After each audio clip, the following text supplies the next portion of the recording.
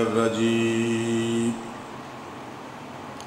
بسم الله الرحمن الرحيم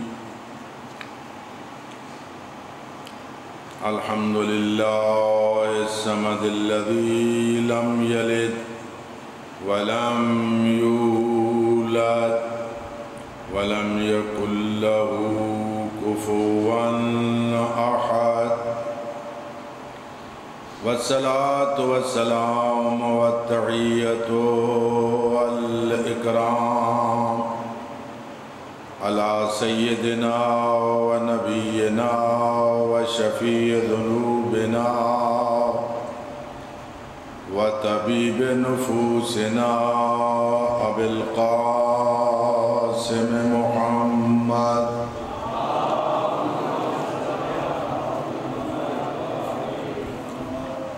وآله الطيبين الطاهرين المعصومين الغر الميامين المظلومين الذين أذهب الله عنهم الرجس وطهرهم تطهيرا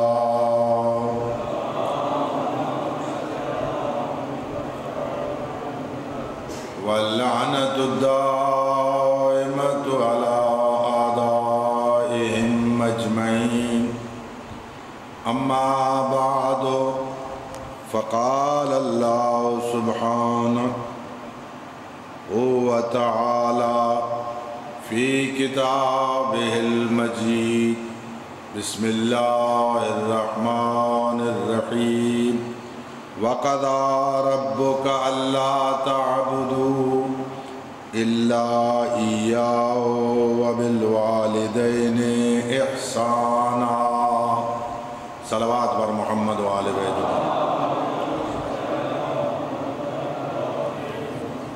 نعرہ تکبیر نعرہ رسالت نعرہ حیدری حسینیت یزیدیت بآواز بلند صلوات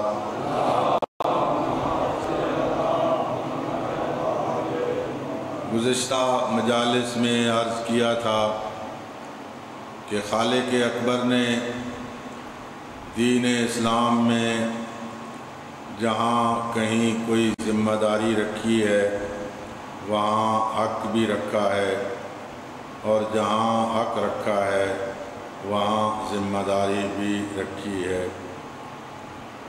اولاد پر ماں باپ کی اطاعت تابعداری ضروری قرار دی گئی اور اس سے پہلے والدین کے اوپر فرض کیا گیا کہ وہ اولاد کی تربیت کریں۔ تربیت اولاد کے حوالے سے 2 روز گفتگو ہوتی رہی۔ صلوات بر محمد و آل بیت۔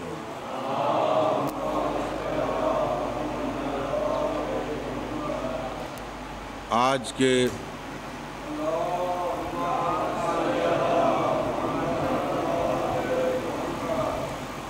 دن کے بارے میں عرض کیا تھا کہ والدین کا اولاد پر کیا حق ہے اور والدین کا احترام خالق اکبر نے کلام مجید میں اور معصومین نے احادیث میں کیا بیان کیا ہے۔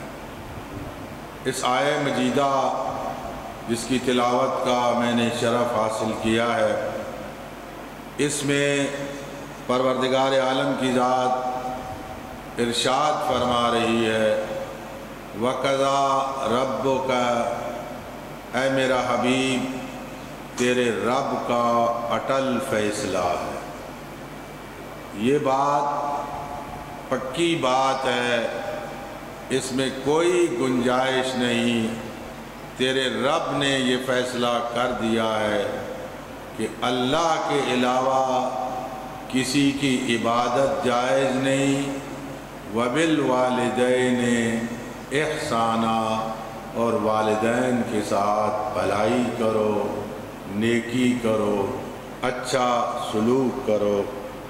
اما یبلغن عند الکبر احدہما او کلاہما، وہ دونوں بوڑھے ہو جائیں یا دونوں میں کوئی ایک بوڑھا ہو جائے، فلا تقل لہما اف، ان کے سامنے اف تک نہ کہو، ولا تنہرہما، ان کو جھڑکو نہیں، وقل لہما قولا کریما، ان کے پاس بیٹھ کے پیار سے میٹھی میٹھی باتیں کیا کرو۔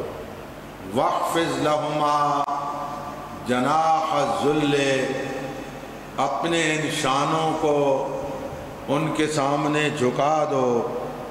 وقل رب ارحمہما کما ربیانی صغیرا، اور ان کے لیے دعا کیا کرو، پروردگارا میرے والدین پر ویسا رحم فرما جیسی انہوں نے میری تربیت کی۔ صلوات بر محمد و آل بیت محمد۔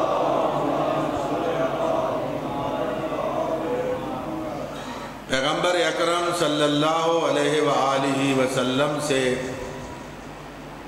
سوال کیا گیا، یا رسول اللہ ما حق الوالدین علی ولدہما، والدین کا اولاد پر کیا حق ہے؟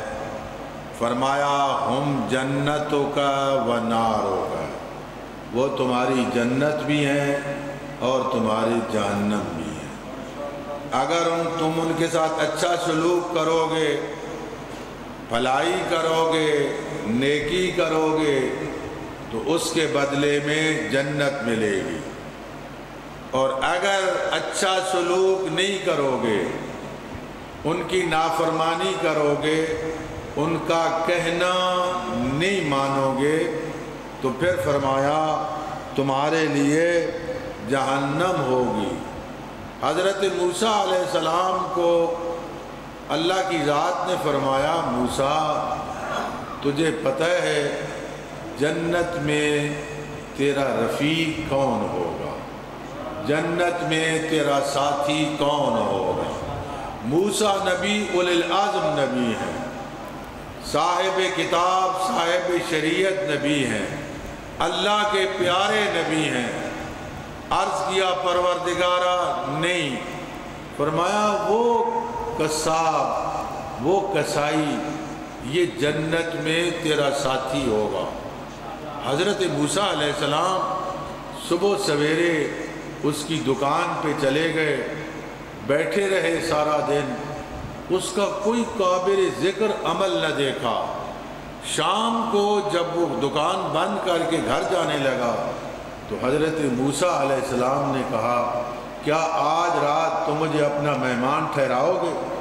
اس نے کہا بسم اللہ، آئیے، گوشت کی تو کمی نہیں ہے، وہ تو ہمارے پاس ہوتا ہی ہے، آپ آئیں۔ حضرت موسیٰ علیہ السلام کو لے گیا، کھانا تیار کیا۔ حضرت موسیٰ علیہ السلام نے دیکھا کوئی خاتون ہے جس کے ہاتھ بھی نہیں ہیں، پاؤں بھی نہیں ہیں، اس خاتون کو اٹھا کے رفع حاجت کے لیے لے گیا، لباس تبدیل کیا، بٹھایا، حضرت موسیٰ کو کھانا دیا، پھر جا کے ایک ایک لقمہ توڑ کے اس خاتون کے منہ میں ڈالتا ہے، اور وہ خاتون جب کھا لیتی ہے آسمان کی طرف منہ کر کے کچھ کہتی ہے۔ حضرت موسیٰ علیہ السلام نے بلایا، فرمایا بات ساری مجھے سمجھ آ گئی، مجھے ایک تو بتا یہ خاتون کون ہے، اور دوسرا یہ بتا جب یہ لقمہ کھا لیتی ہے تو کیا کہتی ہے؟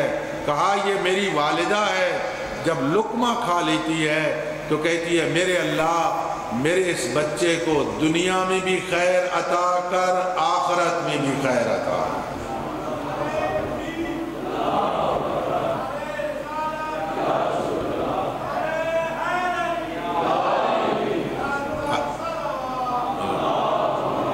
حضرت موسیٰ علیہ السلام نے فرمایا بندہ خدا تیرا یہ عمل میرے خالق کو اتنا پسند ہے کہ تو جنت میں میرے ساتھ ہو، والدہ کی خدمت کی وجہ سے تو جنت میں میرے ساتھ ہوگا۔ حضرت امام صادق علیہ السلام سے روایت ہے، امام فرماتے ہیں کہ ایک بندہ جس کے باپ نے بیٹے پر زیادتی کی، بیٹے کا کوئی قصور نہیں تھا، باپ نے زیادتی کی، بیٹے نے ایک مرتبہ غصے سے باپ کی طرف دیکھا، باپ نے زیادتی کی اور بیٹے نے اس غصے کی نظر سے باپ کی طرف دیکھا۔ آپ کے چھٹے امام حضرت جعفر الصادق فرماتے ہیں لم یقبل اللہ لہ صلاۃ، بے شک مرضی ہے نماز پڑھتا رہے اللہ اس کی نماز کو قبول نہیں کرے گا۔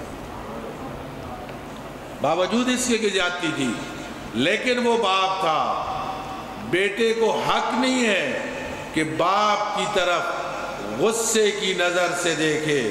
حضرت امام جعفر الصادق علیہ السلام فرماتے ہیں یہ جو اللہ کی ذات نے فرمایا وَلَا تَقُلْ لَهُمَا اُفٍ، ماں باپ کے سامنے اف تک نہ کہو، اف وہی ہوتی ہے جس کو آپ اف کہتے ہیں۔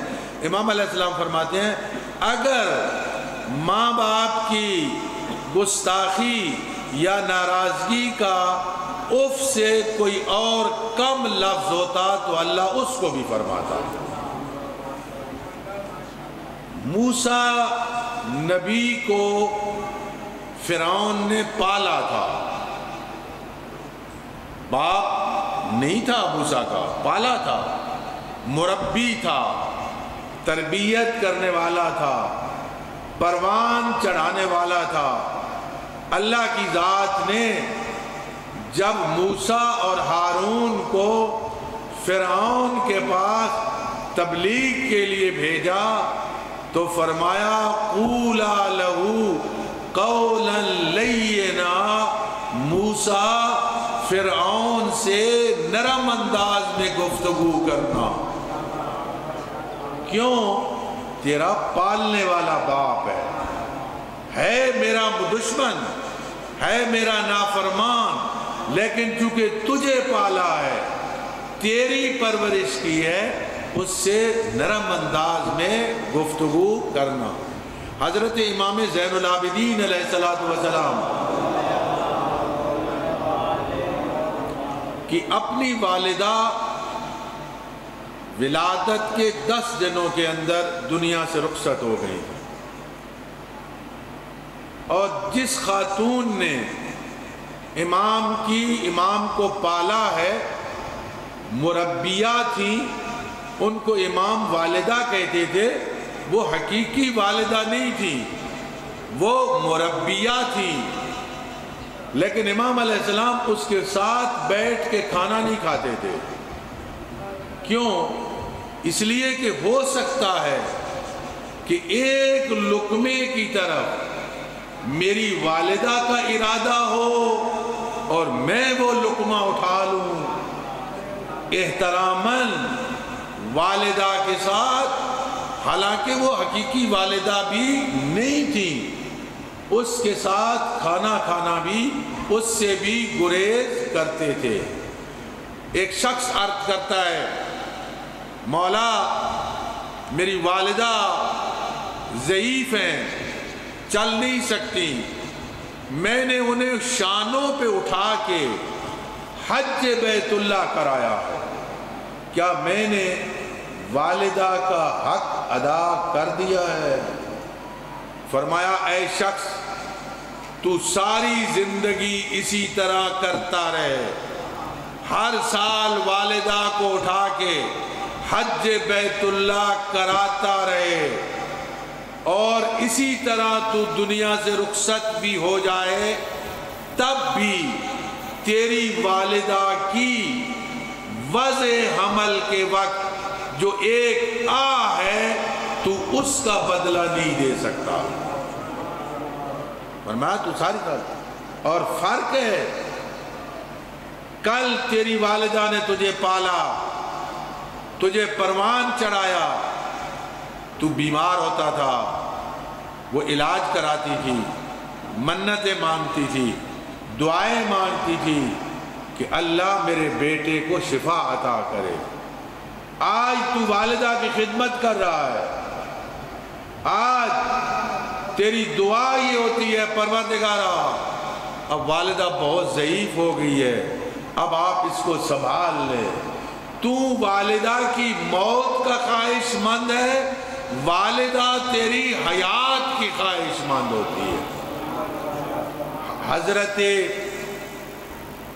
شیخ انصاری جن کا کل میں نے تذکرہ کیا ہے، جب ان کی والدہ فوت ہوئی تو رو رہے تھے، چارپائی کے ساتھ بیٹھ کر رو رہے تھے، تو کسی شخص نے کہا آپ آیت اللہ ہیں، آپ مجتہد ہیں، والدہ اللہ کا حکم تھا، اللہ کا فیصلہ تھا، والدہ دنیا سے رخصت ہو گئی۔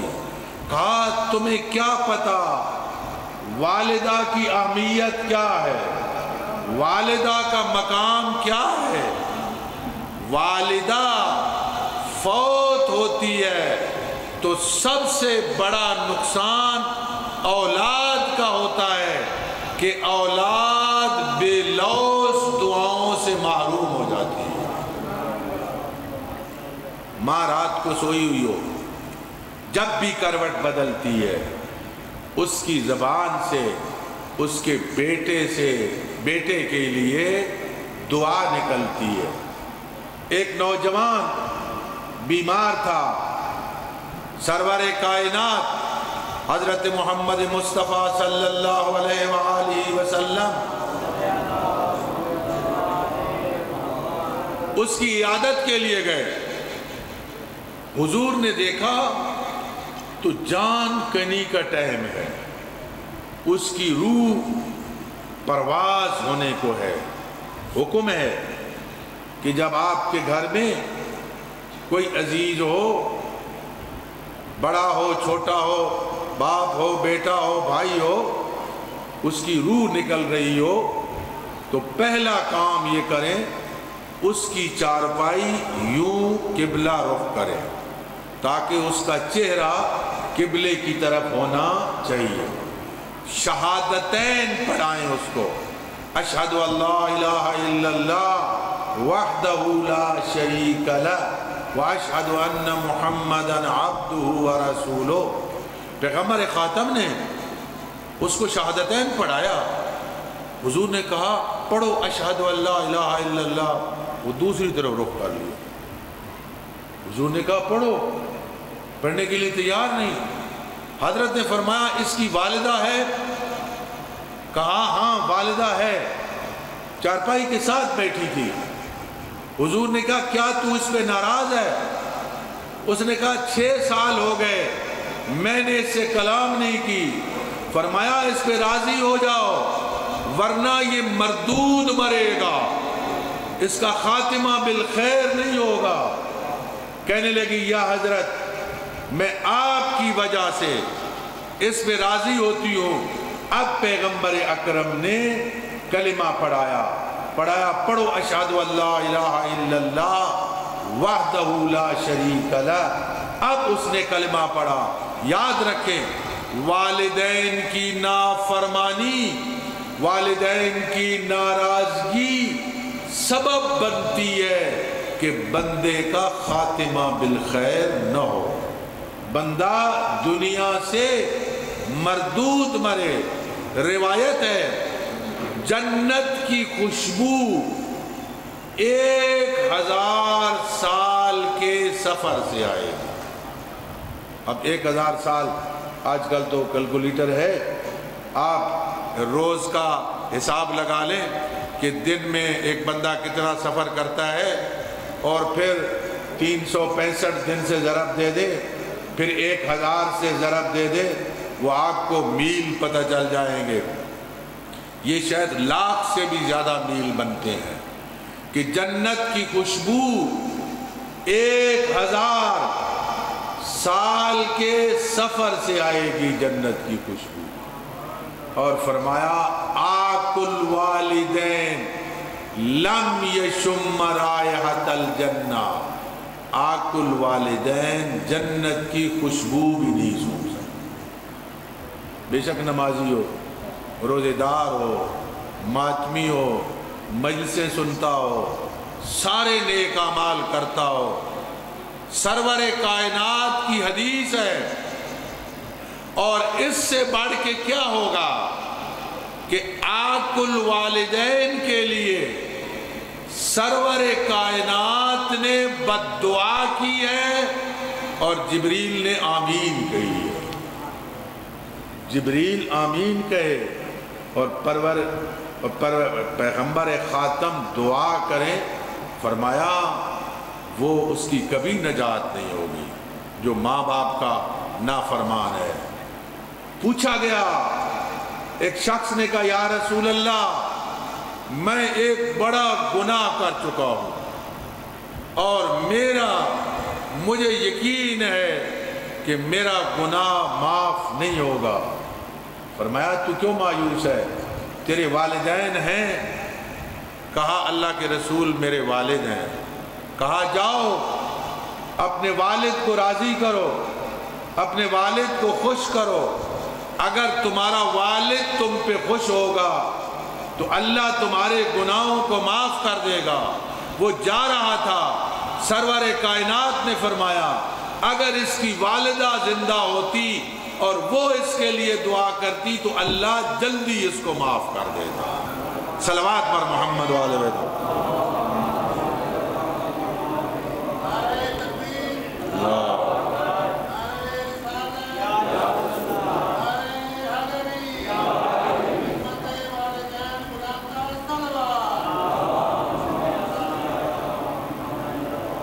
ایک شخص ہے، نو مسلم ہے، زکریا بن ابراہیم، عیسائی ہے، سارا خاندان عیسائی ہے، ماں باپ بھی عیسائی ہیں۔ آتا ہے امام علیہ السلام کی خدمت میں، عرض کرتا ہے مولا میرے والدین عیسائی ہیں، میں شیعہ مسلمان ہو گیا ہوں، میں ان کے ساتھ کیسا سلوک کروں؟ فرمایا اس سے بہتر سلوک کرو جیسے پہلے کرتے۔ کہا میں ان کی خدمت کرتا تھا سارا کو، فرمایا اسی طرح بلکہ اس سے بہتر خدمت کرو۔ اس نے والدہ کی خدمت کی زیادہ۔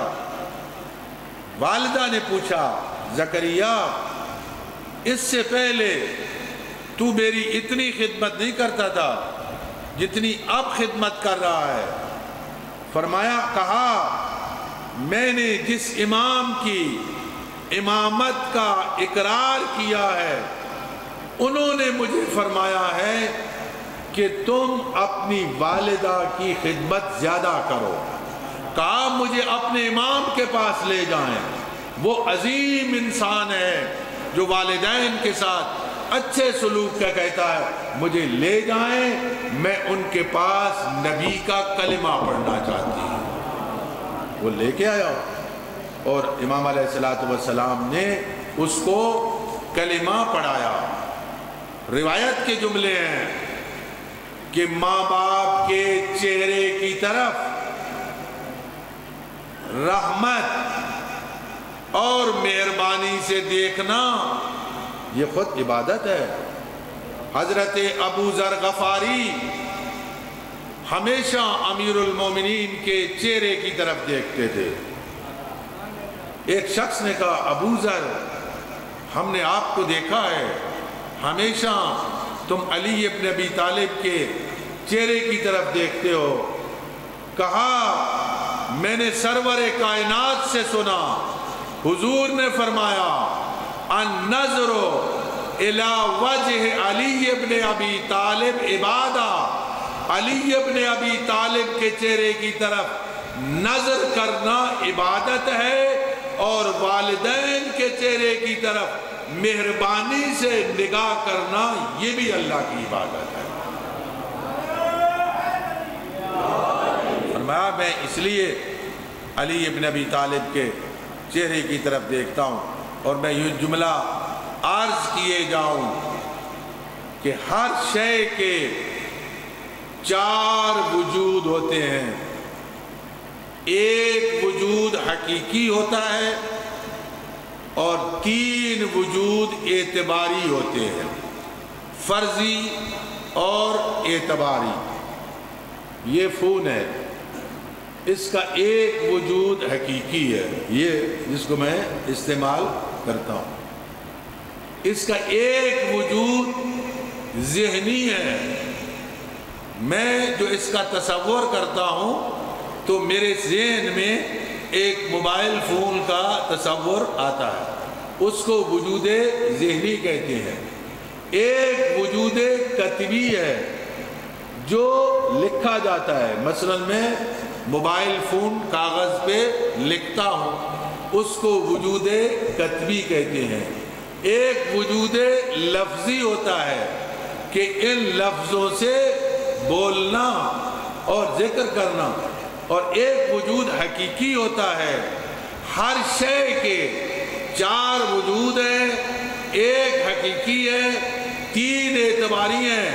مولا علی وہ عظیم شخصیت ہیں جن کے چاروں کے چاروں وجود کارآمد ہیں.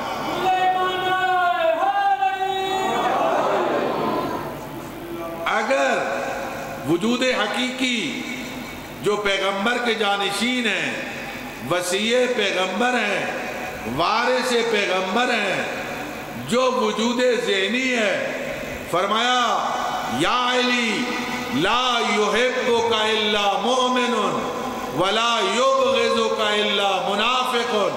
اے علی تجھ سے وہی محبت رکھے گا جو مومن ہوگا اور تجھ سے وہی بغض رکھے گا جو منافق ہوگا. علی کی محبت یہ عبادت، علی کی طرف دیکھنا، النظر الی وجہ علی ابن ابی طالب عبادت، علی ابن ابی طالب کے چہرے کی طرف دیکھنا عبادت، اور علی کا ذکر عبادت. فرمایا زینوا مجالسکم بذکر علی ابن ابی طالب لأن ذکرہ ذکری وذکری ذکر اللہ وذکر اللہ عبادہ. اپنی مجلسوں کو علی ابن ابی طالب کے ذکر کے ساتھ زینت دو، کیونکہ علی کا ذکر میرا ذکر ہے، میرا ذکر اللہ کا ذکر ہے، اور اللہ کا ذکر عبادت ہے. صلوات پڑھیں بلند آواز سے.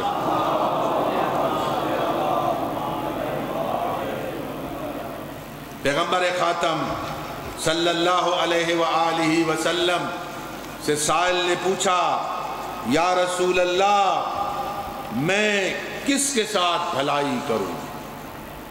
فرمایا امہ، ماں کے ساتھ. ثم من ابر یا رسول اللہ، اللہ کے رسول پھر میں کس کے ساتھ بھلائی کروں؟ فرمایا امہ، ماں کے ساتھ. یا رسول اللہ ثم من ابر، پھر میں کس کے ساتھ بھلائی کروں؟ فرمایا امہ، ماں کے ساتھ.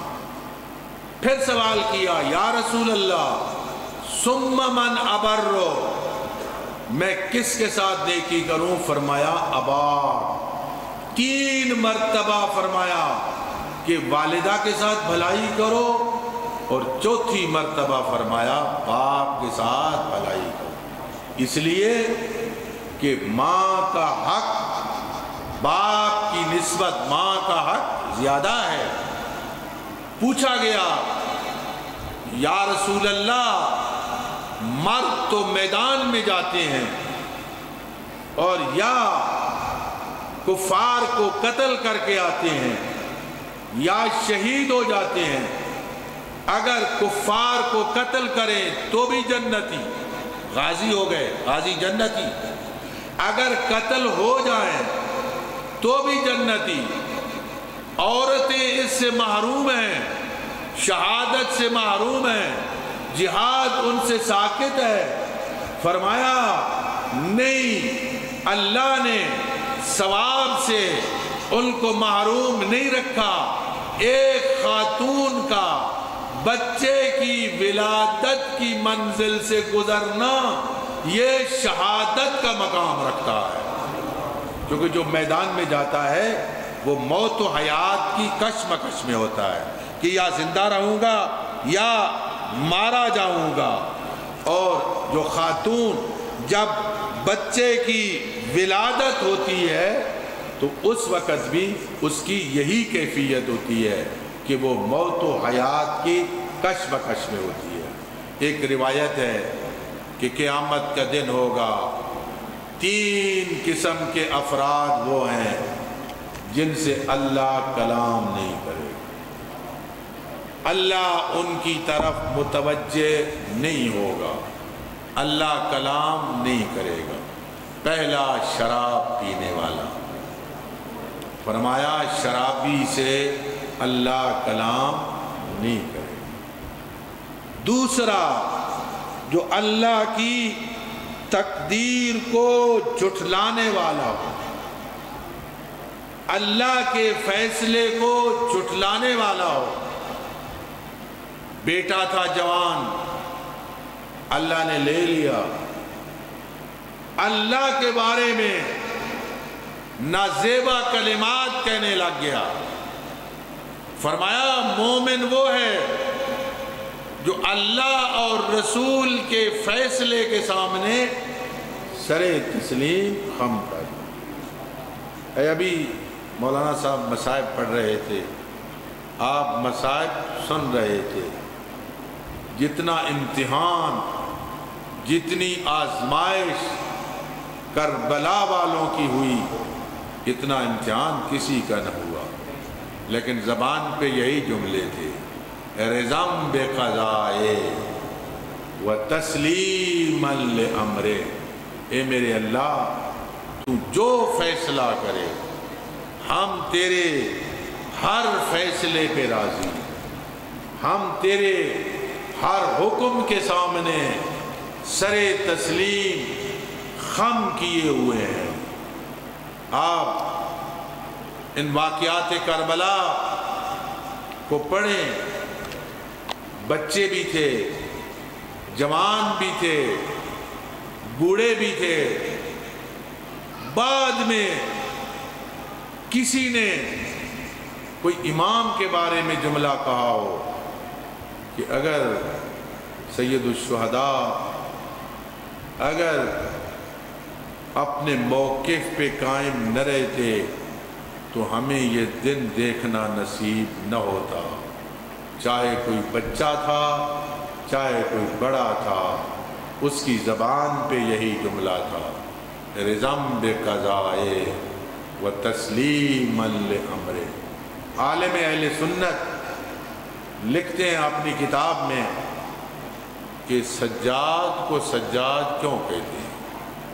سجاد کا معنی سجدہ کرنے والا نہیں، سجاد کا معنی بہت زیادہ سجدے کرنے والا، بہت زیادہ۔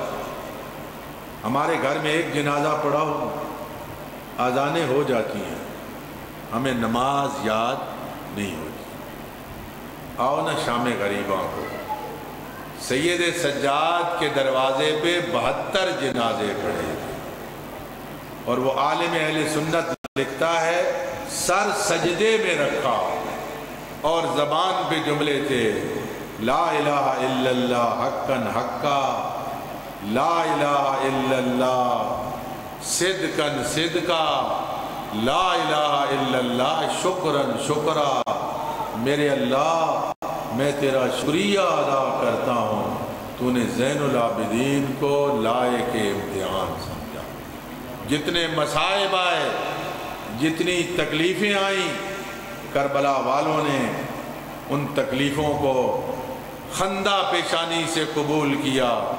دوستو، عزیزو، بزرگو، آج 9 محرم ہے، آنے والی رات شب عاشور ہے۔ اہل بیت کے لیے مشکل ترین رات شب عاشور ہے۔ آج جس کا بیٹا ہے اس کے پاس بیٹا موجود ہے، جس کا شوہر ہے اس کے پاس شوہر موجود ہے، جس کا بھائی ہے اس کے پاس بھائی موجود ہے۔ کل جب سورج طلوع ہوگا، جس کا بیٹا ہے وہ بیٹا نہیں رہے گا، جس کا بھائی ہے وہ بھائی نہیں رہے گا، جس کا شوہر ہے وہ شوہر نہیں رہے گا۔ چونکہ اصحاب نے یہ طے کیا تھا کہ ہم سب سے پہلے قربانی دیں گے، چنانچہ سب سے پہلے اصحاب نے قربانی دی، اور اصحاب کا جو جذبہ تھا وہ دیکھنے کے قابل تھا۔ مسلم ابن اوسجا جو ضعیف ترین تھے، اتنے ضعیف تھے کہ یہ آبرو لٹک کے آنکھوں پہ آئے ہوئے تھے، رومال سے ان آبروؤں کو اوپر کر کے باندھا گیا تھا۔ جہاد کیا، جنگ کیا، جب زین پہ نہ سنبھل سکے زمین پہ آئے، مولا کو مدد کے لیے بلایا، حبیب ابن مظاہر اور مولا مسلم کی لاش پہ گئے، ابھی جان باقی تھی۔ حبیب نے کہا مسلم اگرچہ میں بھی تیرے بعد جلدی جلدی آ رہا ہوں، مسلم اگر کوئی وصیت ہو تو مجھے ٹائم ملا تو میں آپ کی وصیت پوری کروں گا۔ عزادارو، امام کی محبت کتنی دل کے اندر تھی۔ مسلم ابن اوسجا کے ہاتھ میں راشا تھا، یوں کامتے ہوئے ہاتھ سے نواز رسول کی طرف اشارہ کر کے کہا میری اور کوئی وصیت نہیں، ان کو تنہا نہ چھوڑنا، انہیں تنہا نہ چھوڑنا، ان کا ساتھ نہ دینا۔ خود جا رہے ہیں اور نواز رسول کی وصیت کر رہے ہیں۔ دوستو، جب بنی ہاشم بھی کافی شہید ہو گئے تو وہ آ گیا اجازت لینے کے لیے جو بیویوں کا سہارا تھا، جس کے سہارے زینب و کلثوم کربلا میں آئی تھی۔ آگے کہا بھیا حسین ہل لی من رخصہ، کیا مجھے موت کی اجازت مل سکتی ہے؟ امام روئے۔ امام نے فرمایا عباس تو میری فوج کا سپہ سالار ہے۔ عرض کیا مولا وہ فوج کہاں ہے جس کا میں سپہ سالار ہوں؟ وہ فوج ہی تو ختم ہو گئی ہے۔ ادھر خیموں سے العطش العطش کی آوازیں آ رہی تھیں۔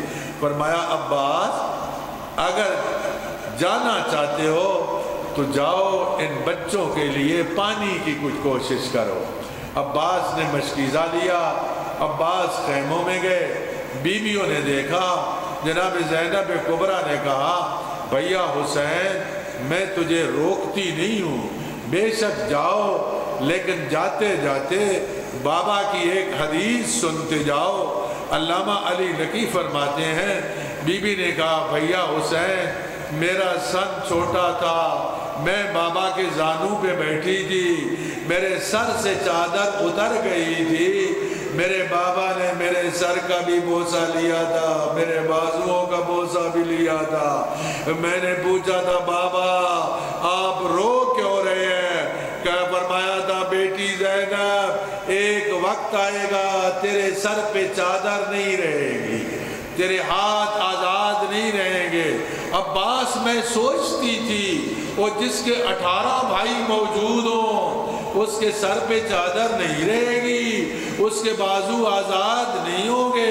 عباس بابا کا فرمان تھا عباس آج تو جا رہا ہے، مجھے یقین ہو گیا ہے نہ میرے سر پہ چادر رہے گی نہ میرے ہاتھ آزاد رہیں گے۔ عزادار و ابو الفضل العباس آئے، 4000 کا پہرا تھا نہر فرات پہ۔